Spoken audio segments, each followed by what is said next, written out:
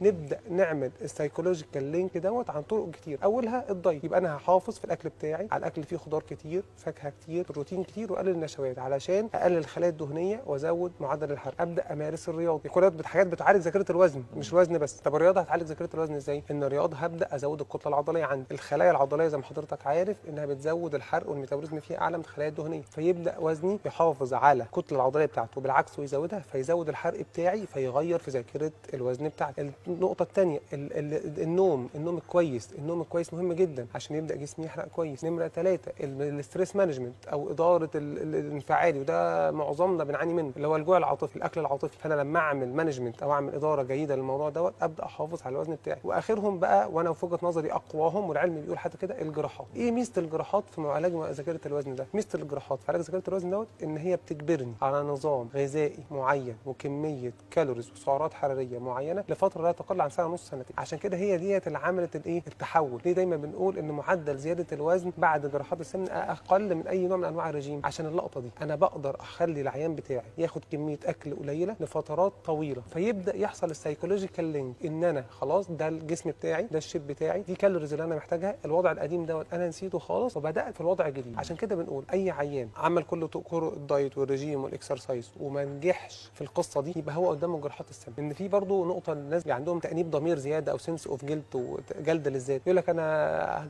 لجأت للجراحه يبقى انا ما عنديش اراده قويه. في دراسه حديثه معموله لسه 2021 لقت ان اكتر من 95% من مرضى السمنه المفرطه اللي بيلجأوا للعمليات بيبقى ليهم تاريخ طويل جدا. يمكن الدراسه ذكرت 7 مرات محاولات رجيم ناجحه، يعني يخس ويطلع يخس ويطلع. عشان كده معظم العيانين بيجوا يقول لك يا دكتور ده انا حياتي كلها مقضيها في الرجيم، انا كل حياتي مقضيها رجيم ودايت. عشان ده اللي بيفسر يخس وذاكره الوزن تبقى مرجعه تاني. عشان كده جت الجراحات دي، انت عندك اراده قويه وانت شخص متزن وما انتش متخاذل وما انتش بتستسهل العمليات، لكن ده شق هرموني زي ما شرحنا. هرمون الجريلين بيزيد بتاع الجوع وهرمون الليبتين بيقل بتاع الشبع، وبالتالي بتبدا الموضوع هرموني اكتر منه اراده وشيء نفسي. عشان كده العمليات خدت بقى عملت هاند اوفر على القصه دي في اخر 10 15 سنه علشان السستيند ويت لوس، استمراريه في نزول الوزن. العمليات دي ادتك الشق الهرموني انها قللت الجريلين المسؤول عن الجوع، قللته خالص، فبقى الجسم حتى لما يحاول يزود الجريلين ده من بقيه الريسبتورز اللي في الجسم بقت كميته اقل من البني ادم اللي مش عامل عمليه. نمره 2 حتى لو حسيت بالجوع زياده دوت وبدات تاكل مش هتعرف تاكل اذا كنت عامل تكميم او تحويل في كميه الاكل صغرت. اذا انا عملت لك كده. ودايما بقول للعيانين